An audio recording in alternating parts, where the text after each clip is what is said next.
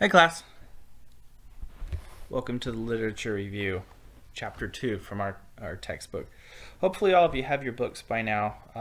If some of you still haven't had a chance to come up from, say, Westlaco or other areas, I understand, but maybe we should get those mailed out to you. Okay, so I'm going to talk about the most basic chapter from a thesis, a dissertation, a research article, the literature review. And it's important that we do a good job with this. On a poster presentation, this will be usually kind of the left side of a poster. In a PowerPoint lecture or a presentation, usually the introduction or the literature review would take anywhere between 1 to 5 slides depending on the context. So for my dissertation, I think I only had like 5 or 6 slides on the literature review portion, and I had like 1 or 2 slides for the introduction. But so to introduce the literature review, I'll start a few things from the opening chapter. Well, from the author from the opening chapter. I can't talk tonight, guys. What's going on? But basically, one of the first tips that they recommend is to create a working title. Actually, I'm jumping ahead, so let me back up a little bit. Is to first decide on your topic. I honestly don't feel like I need to share this slide because you're probably, most of us, 12 of 14 of you anyways, have already pretty much gotten a topic ready to go. But while you're kind of creating this topic of interest that you have, that you want to research, you want to learn more of, you're supposed to ask yourself a few questions. Is it worth studying? What's my scope, my interest? Right, and so if you have an idea that you want to work with student athletes, then you start to think of the questions you might ask, and you start to think, well, this is kind of a sensitive subject or topic. Am I going to be able to get the athletes I need? Right, so then you have to consider the scope. Or if you're studying behaviors, coping mechanisms of musicians, as one student is, and you want to make sure you get a large enough sample size, do you widen the scope? Do I know enough about what's currently available in the research? Is it already done? Well, let's expand our research. Or is there a sampling problem? I'm not getting enough. Let's expand the scope. Let's move outside of just Texas, or let's move outside of just coping mechanisms. Maybe we need to look at patterns of cultural practices or environments in the home that can lead or cause us or influence us to go a certain direction, for instance. Okay, getting on. Okay, here's where I actually wanted to start. Now, a recommendation for beginning of your literature review, maybe even beginning of your topic, is to actually create a working title. This is a new tip for me even. And the reason that researchers and professors don't usually do this, actually, let me read from the book. Before considering what literature to use in a project, first identify the topic to study, create a working title. It surprised us how many people did not even have a working title. Give yourself a title that you're going to turn your paper into, right? Remember the SpongeBob episode where he just sits there and stares at this? You're supposed to write a list of all the things not to do to a traffic stop. Never even came up with a title, right? Even though he actually said it. So you might know what you're working on. I've seen this before where professors will ask a grad student, what's your thesis about? And they just stare at them like, because they don't know exactly what to say. If you create a working title, then you will already kind of have a better idea of what you're working on, because you actually repeat that working title to yourself over and over and over every time you log on to work on your paper or every time you're reading through it. So you just get used to calling it that. And that happened to me with my dissertation, my thesis. You just kind of remember what you're working on a bit better. And you change it here and there too. You start to think of other things that make it sound a little bit better. Now, in terms of professors and why we don't tend to write a working title is because we always assume it's best to write it at the end. Because your abstract, you typically will write maybe the first half of it or about at least a couple sentences of it. And then you just leave it alone. You read through the entire work and then you finish your abstract. And a lot of the times we just kind of loop that in with the title. So I actually am excited to try this myself, to create the title of your entire topic or entire paper, and then work on it as you go along. It'll help you remember what your title is, which doesn't seem that important, but it is. And it'll give you a quick focus of what you're doing. Sometimes you start to write about, say, you're interested in ADHD, and you're writing this big long paper, and then you start to read about ADHD and how it impacts families, and then your paper starts to change direction. Well, a working title will kind of help you keep that focus where it's okay to go off onto another path, but bring it back to the main title, to the main focus, right? Okay. Now, any good literature review will take you to the next phase, which is what do we not know? Almost every single student of mine in every single class where we have a paper, papers are usually, their topics are just so broad or mundane or just so already well known, right? So if your research paper is just basically reviewing something that's already been pretty well researched, it doesn't really help anybody to read it, right? It's fine, I'm testing on writing skills a lot, but we want to know new things. We want to learn. We want to change. We want new thoughts. And that's what all research basically is today. Publications are basically new ideas, new thoughts, new tests. And so, yeah, what do we need to answer is what we're hoping to find. Something new, a new point of view, which is why theory is useful, right? And so when creating your literature review, it's pretty normal to include theory because it helps guide what kinds of questions or thoughts or lens that you should be looking through to address a new problem or a different concept. Okay, so the first step when you're working on your research project or research topic, I guess this should say, is to ask yourself a couple things. One, have you examined the research that's available on your topic, right? It's right from the beginning with my mentee. Oh, you're interested in this topic or this subject? Well, start reading the literature right now because it's going to tell you everything you need to know that you can find available, where the field is, what the work is, where the gaps are. You'll see those words, gaps, right? Connecting gaps or future studies or future directions. If you search those buzzwords like future directions or future studies or weakness or gaps, right? That will tell you what the field needs to study more. So when you're doing your literature review, you get used to kind of what there is available, the more familiar you are with it. And by the way, if you've read 10 research studies or topics or articles, gosh, I can't speak, on any given subject, you probably already know more than the majority of people in the world on that subject. Isn't that interesting? Okay.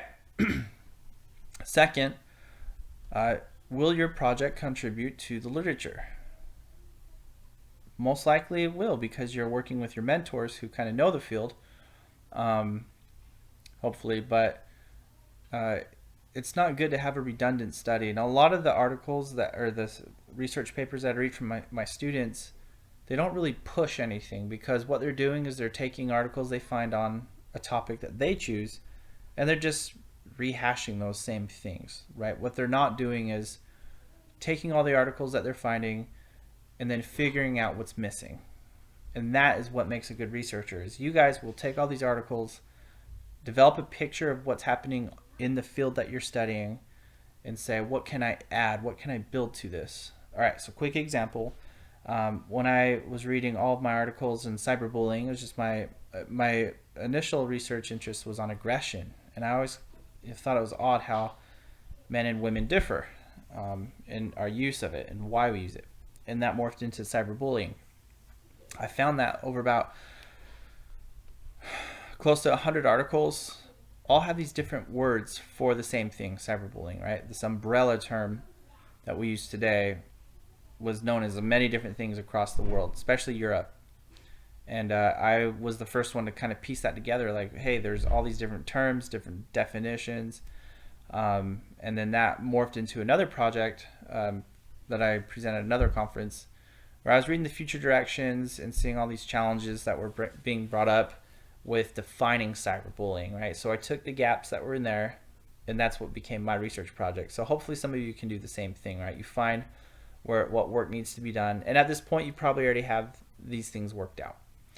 Another step is to look at if there's a new topic, maybe COVID, or different testing elements for different people in the field, or whatever your field might be. Can you try those new things, challenge those new things, or create maybe new elements of research, or create a new angle, a new perspective, and test that on something that might already be well known, right? When we do know something really well, for instance, we know that kids that have ADHD, or individuals that have single parents, or individuals that move around a lot, they face different challenges, and that can be stressful, right? And when we face stress, we can cope positively or negatively. Usually it's one or the other, right? Well, with a new perspective and maybe a different theory, we can kind of explore different avenues we haven't before. Maybe it isn't just as simple as a positive coper or a negative coper. Maybe there's external influences that can prevent negative things happening or bad things happening to somebody that's a negative coper. Personality, for example. Can we take a study that was really, really groundbreaking and try to repeat it and see if we get similar results? That's what they mean by replication with new participants. What if we found a new study that was getting all this attention, but it just wasn't true, right? We could replicate it and test it. Fortunately, in social sciences, you guys, a lot of the replication studies don't succeed like the first one does. So it kind of makes you wonder, huh? And I want you to ask yourself repeatedly, kind of like with the working title, is so what? What is the point of this article? What am I trying to do that's going to help people or going to make them care even? I'm sorry I used the word mofo. That was a typo. Okay. Moving on to the research topic. I want you to consider the following, right, Bill and I. When you're looking at the topic, it's okay to research if you have access to the people you want to study, right? That makes sense. And if you have the resources to collect. So what we need are surveys, depending on what you want to do. A survey for quantitative.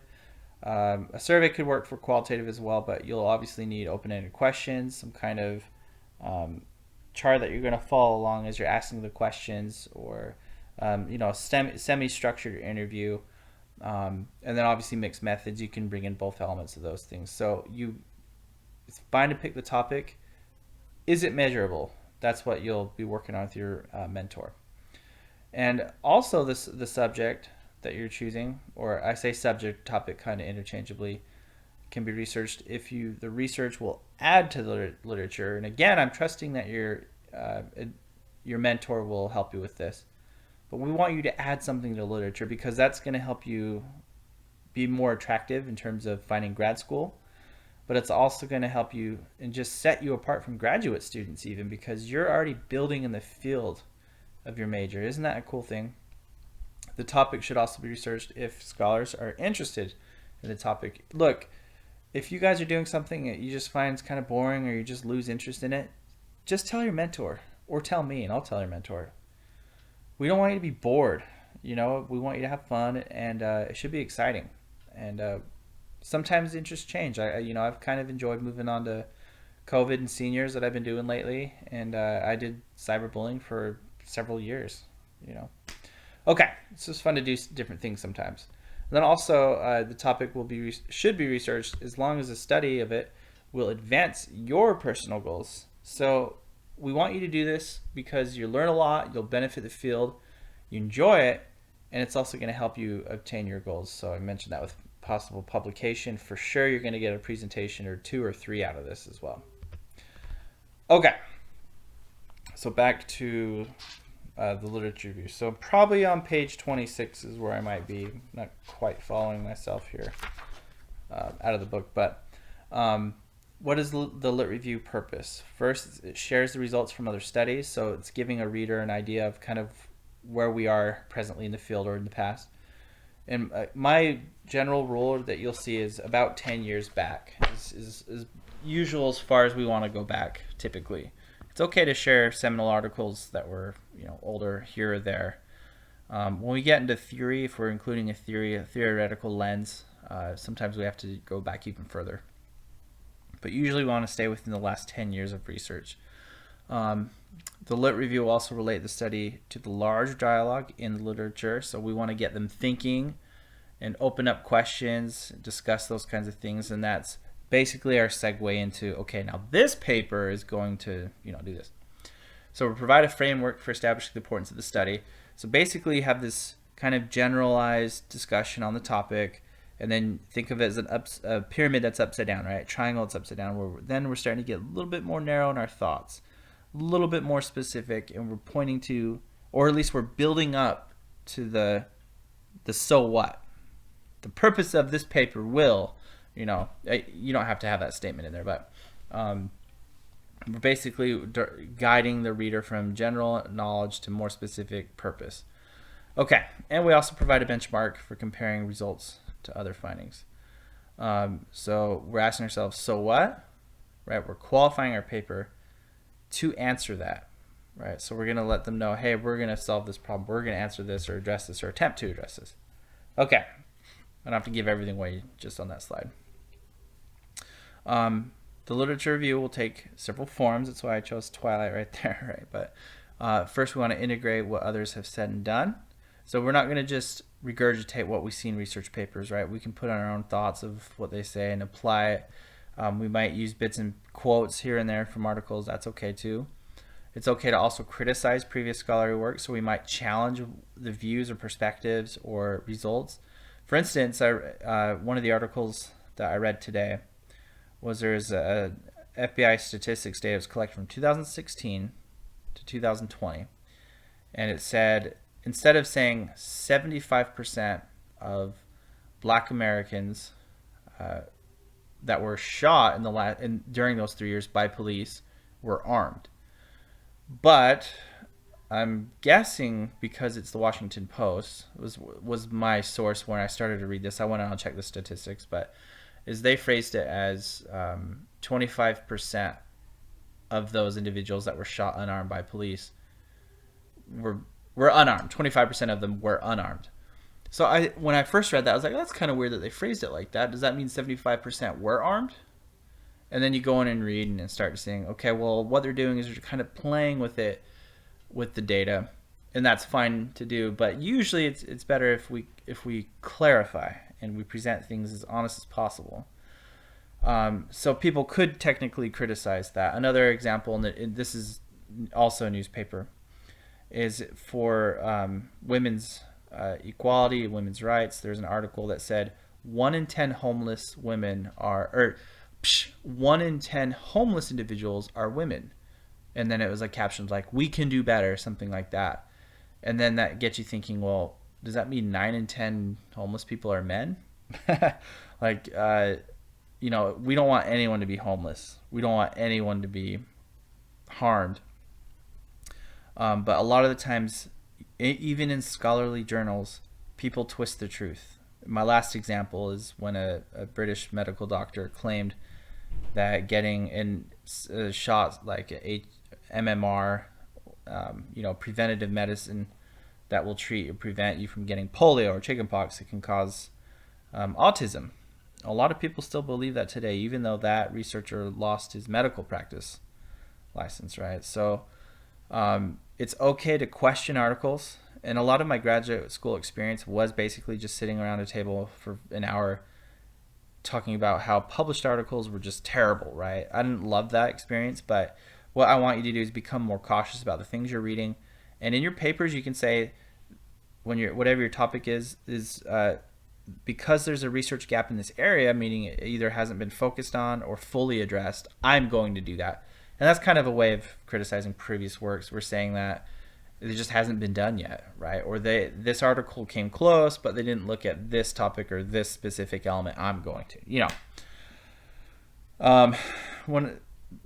you can read more about this, but bridging between related topics is you're basically making connections to maybe either new thoughts or perspectives that haven't been discussed before. So that's just something you see in some lit review, especially in newer things. Like when I was first writing cyberbullying studies, I would take different elements such as power imbalance, That's when you perceive somebody stronger than you, right? But power imbalance isn't really. I'm getting in my lecture. Never mind. Okay.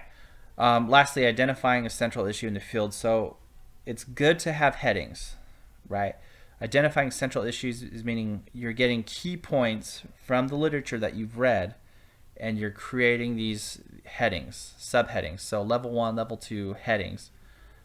You'll learn about that in your APA manual, but level 2 headings is where, okay, I know that where this heading is, let's say your topic is on ADHD, since I mentioned that earlier. Well, your level 2 heading is probably going to be, let's start out with identifying or discussion of defining what ADHD is, and then for a paragraph, I'll know that because you're within this heading, I know this entire paragraph or 2 paragraphs is going to be about what that is, right? What that heading is. And then the next heading could be something like gender differences in ADHD and how it's presented, or behavioral differences. And then everything under that heading I know will be about that exact heading. So what I'm talking about, honestly, is just organization. So it's really good to have headings, and topic sentences. We'll get into all that writing stuff. But when you identify central issues in the field, you're really giving me the meat, the main points. And if you can do that in headings in your literature review, it's so organized and so clear. And I know exactly what the important elements are to your paper because you've made headings for them. That's kind of the secret behind that one. Okay. So going back to our different research methods, right? In qualitative research, you can use literature in a manner that's consistent with the assumptions of learning from the participant, not prescribing the questions that need to be answered from the research standpoint. So what this jargon is telling me is that we don't have to use a traditional literature review in a sense. We still typically do in most qualitative research, but you can actually find other qualitative studies on the same topic if you can. Most likely you'll be able to. And just kind of have a free-flowing, inquisitive, exploratory literature review.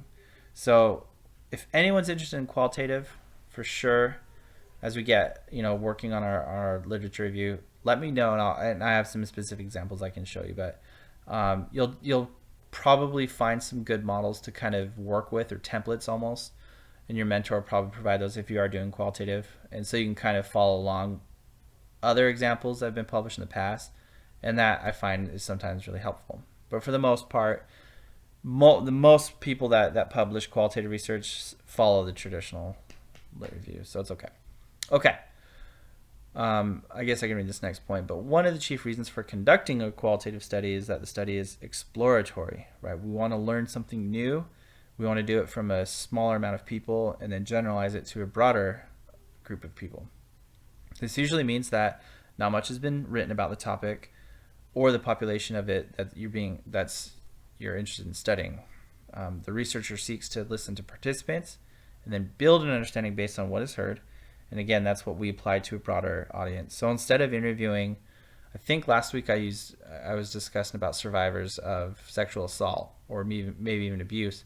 Instead of having to interview 100 people or 300 people or 1,000 people that suffered through that, if we can interview maybe 5 or 15, maybe even as many as 25, we might be able to learn from them to a point of saturation where we don't need to interview more people and put more people through that experience, because we've reached a point of saturation where we're not learning anything new, right?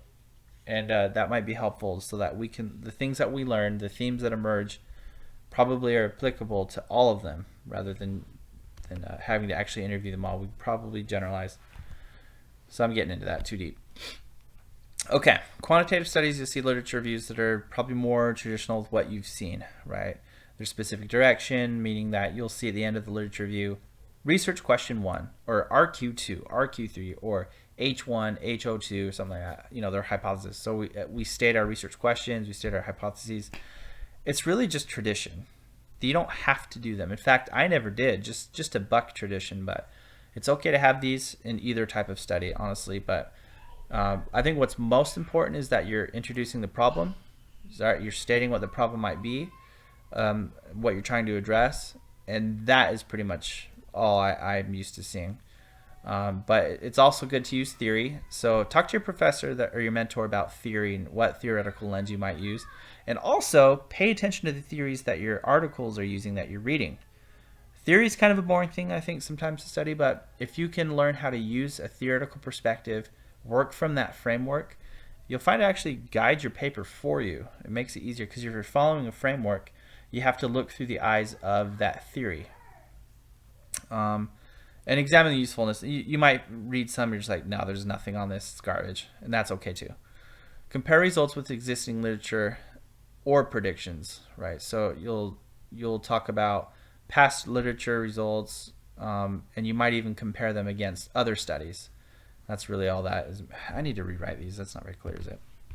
Okay, mixed methods. Again, same thing. If you're more qualitative, more quantitative, you obviously design your literature review to kind of match that. But most likely you're just probably more interested in just getting information about the topic out. So you're not necessarily changing how you write your literature review. And that's okay too. We want to focus on the so what, no matter what phase we're using, if we're using quantitative, qualitative, or mixed methods. So literature review is going to look the same, but you'll probably refer more, and you might even point out that another qualitative study found or another quantitative article supported this by finding, and then you can talk about the results of the study. I did that with my mixed methods as well, or I even used in this mixed methods by Cresswell in 2009. They found cyberbullies were right, and then you talk about it. So basically, these first, I guess, dozen slides are just to kind of help you not worry about the organization, but just follow the tips I've given you. Okay, so finally to the lit review. Oh my goodness, that was all about the topic. I think it would be fun to design a literature map, and the textbook kind of provides actually I might have it here. Let me see. Yeah, I do have a table here I can show you. It's a little crazy. But one place to start, you guys, my favorite place now when I got to TAMUK is Google Scholar. Before I was there, I never used it. I refused to use Google Scholar. I was always about PsycInfo, EBSCO, PubMed sometimes for different reasons, cyberbullying. But there's a lot of databases out there that include research. And Google Scholar, honestly, is just so much easier to use for me. But what you need to do is read a few articles on your topic, kind of start figuring out what your keywords are from your topic. Maybe your topic are the keywords. That could work too. But you could even try different things. Search those databases. Collect, I would say, between 50 to 100 articles. Books work too, and when I say articles, I have a lot of undergrad students that get bad grades on their papers because they send me things from Vox or Huffington Post or YouTube. They're just not empirical. So journal articles are what's going to work best for you guys. Find the ones that are most central to the topic that you're using. You might collect a bunch of articles up front, and then you start reading them, and you realize, you know what, this is no good, and you toss it. Create a literature map. Draft a summary of the relevant articles. Summarize them. Add them to your literature review. Organize them. I actually prefer to create an outline, but let me jump ahead real quick. So this is the literature map. You know what? This is going to scare you. Never mind. Let's not look at that yet. Okay.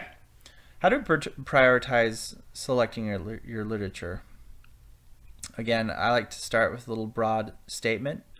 General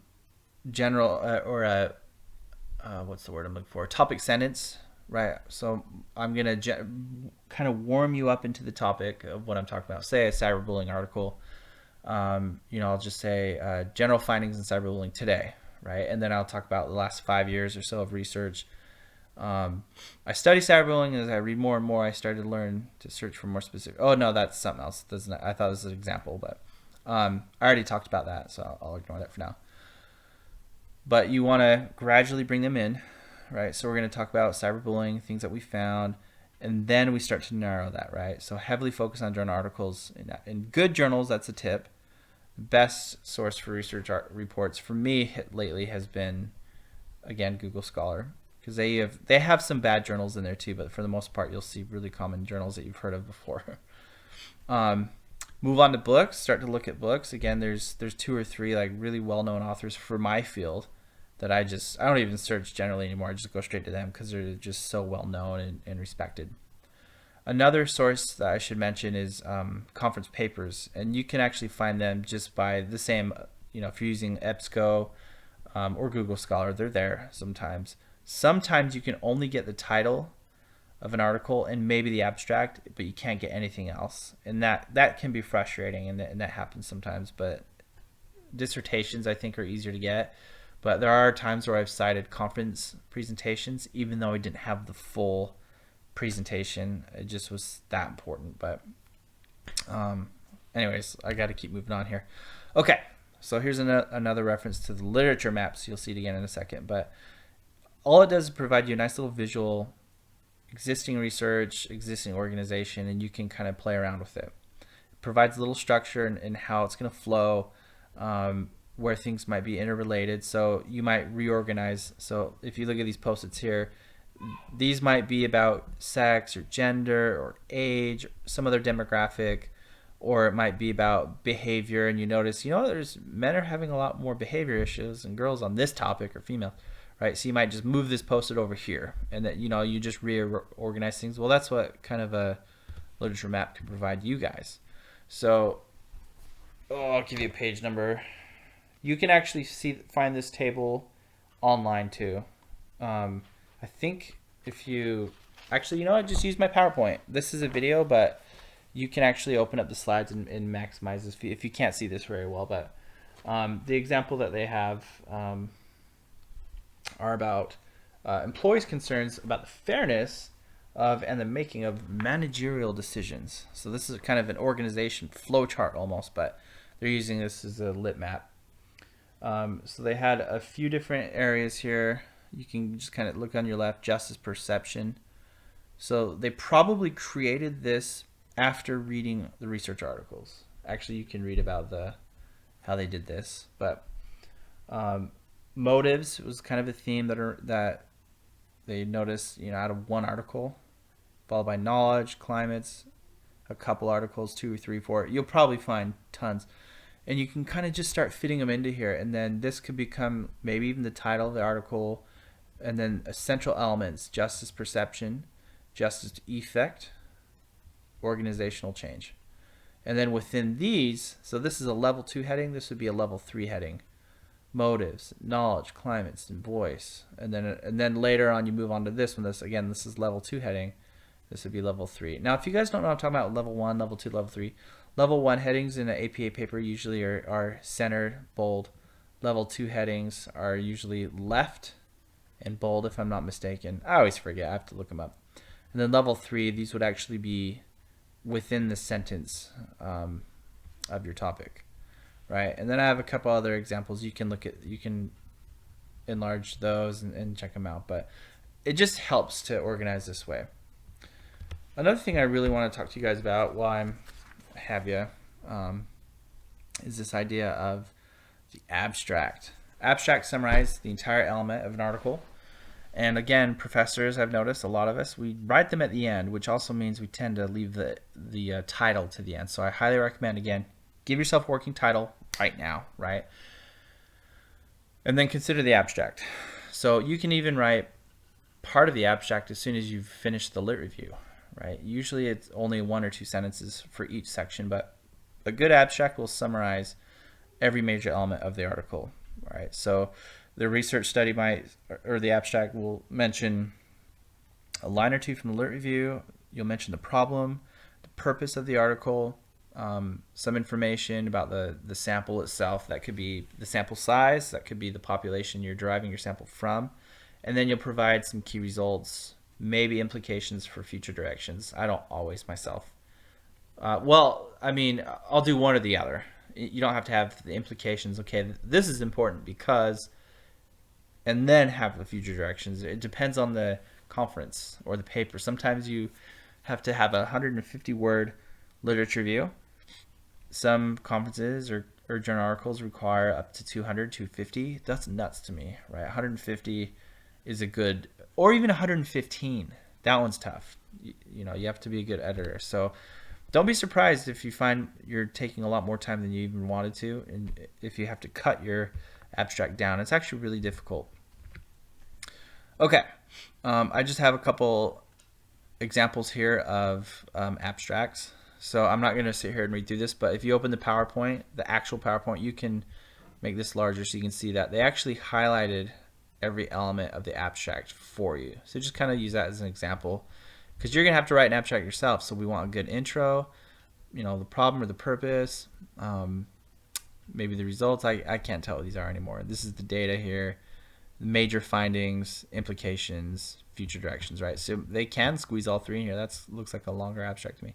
And then here's another one here where they have their topic, the research question, the methods, which is good to have. We want their methods, results, and discussion. So they fit all the major headings into their abstract. And those are examples of a couple good abstracts.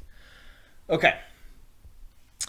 Every now and then, you might have to include non-empirical studies, such as maybe a personal essay, something from social media, and I've done that, and I think it's okay. But just to get started on that. All right. Now, when we do have an abstract, it's important to start out with a mention of the problem. So what you'll tend to do is you'll take the mentioning of the problem, or the way I'm just phrasing it the way I wrote it here, but your problem statement or purpose, you can lift that right out of your introduction, right, and put that in your abstract if you want. And sometimes you can reword it. Identify the main theme or the central tenets of your research paper, and then state only the major conclusions. There might be a lot more results and discussion, and you're just leaving all that out, right? We just want just the major conclusion that you draw. If we put that in the abstract, people will know what your paper's about. They'll know the main element of it. And a lot of the reason the abstract is important is because a lot of published works, they always allow the abstract to be seen, but then sometimes they charge you, or yet you technically have to pay, or the university has to pay to get access to the full journal. But a lot of researchers, they can get away with just reading if it's a good abstract, sometimes that's enough, right? And they can include that in their research as well. Okay. If there are flaws or problems, you can mention those, but this is probably good enough discussion on this topic, so I'm going to move on. Okay. So different style manuals provide good guidelines, you guys, for writing good, writing well, whatever you want to use. APA is going to be most common between all of us, but some of you might use MLA or Chicago. As long as you're familiar with how to cite your references in text, in the reference section, what the headings are. I've talked about level 1, level 2, level 3, how to use footnotes, which are different and differ in different styles of writing. I just said differ 3 times. And the creation of tables. I love creating tables and figures. It's my funnest thing ever. So if you guys need help with that, don't waste a lot of time. If we do something called a t-test or a regression or a chi-square, I have templates for those, right? I've created my own, or I've also just found them online. So don't stress about that. It's fun to do that. I find it relaxing. But different writing styles we use. If you have these books, they're great to have if you need them for your field. But you can basically find, if you're trying to write a reference from an article or a journal that's kind of a weird name, or if a book, well, there's a different way to write that. So you can search online for that kind of thing. But the APA manual is up to the 7th now, and the 6th, there are so many problems with it. I haven't reviewed the 7th yet, but I just ordered one, so we'll see what's different. But the way we style, the way we reference, the way we organize, there's a guide for that. So make sure that you're familiar with it. And again, I trust your mentor will help you with that. One recommendation is not to ever use online generators. I don't trust them. They're wrong all the time. I take points off from students. I don't know why they're so bad. I do trust the Google Scholar one, but even then, sometimes they leave out the name of the journal for some reason. Okay, guys, this is the meat of your whole presentation. For those of you that don't have a lot of experience, this is pretty much what you'll see in terms of general headings for like a thesis. They'll have the name of their title. They'll actually have the word problem statement or purpose statement as level 1s headings, or they'll have research questions, level 2, level 3 headings sometimes. So you tell a story and you organize it in a way that everybody knows what point you're trying to make or what part of the story you're telling. That's why it's good to use headings. And I've seen these listed just like this in paper, in dissertations or theses before. Sometimes, well, like they would say theory base of the study. It would say, for me, I had a subject, or gosh, a heading that was disinhibition theory, right? And then I had 3 pages on that theory. Okay. And then methods section, and then results, and then discussion. But we're not necessarily worried about all that right now. Just the literature review. Sometimes you have a new topic or a new field or something that you're studying. It's good to have a definition of terms included. So you define the terminology within that topic. Maybe some new words that general readers wouldn't know much about. So for instance, for me, in my thesis, I had a full page of just basically a dictionary, right, of all these terms and defined what they meant. And I put that at the beginning. And for my thesis or my dissertation, I didn't provide that. So it's just it's useful for people that need to read it, that don't know much about your field or your literature, but you don't have to do this. In the book will tell you more about what to include in here. I know about a dozen of what you're thinking you're doing, or it seems like I kind of know what your topic is just because of the brag board, basically. But yeah, we'll have to decide this in the future. But if you provide the terminology page, and even within the lit review, when you're writing and becoming more specific about the purpose, you can actually define terms, not terminology like what I'm talking about here, but the specific goals that you have in mind, what you're going to do to accomplish those. So the research or this study will do this or this. I feel like I'm going to confuse you guys if I keep talking. Okay. This is one set or two. The set of 2 examples illustrates an abbreviated form of writing definitions for the study, right? So you can change things up a little bit. This is actually examples of independent variables, so I'm not going to worry about that right now. Okay. Great to organize your papers to consider your research variables and construct the literature review around your variables. So I actually am going to worry about them now. I have a quiz one of you took already on independent variables and dependent variables. If any of you most of you probably have had some experience, but when you do a research study or complete some kind of research project, you want to test, does this cause this? Does X cause Y? If I push someone down the stairs, what's the end result? If I take this new drug, what is the side effect, or what is the result of that? Right? So when you're asking those questions, right, every action causes a reaction, or every reaction causes an action, what we're saying is every X causes a Y, right? Every independent variable leads to something, and every dependent variable might change something, right? Or dependent variables might be the result of a change or of a different variable coming into play. And so do the quiz, and let's just see kind of what we know about these. And it's good to organize your research paper, your literature review specifically, to focus on those. So one of my, I skipped over this, you guys, real quick, because these are examples of them. That's fine. But a real life example for me is one of my selfie studies. I included selfies, taking pictures of yourselves, and I found a correlation between, it was only significant among females, but people would take selfies, more and more selfies was significantly correlated with lower self-esteem.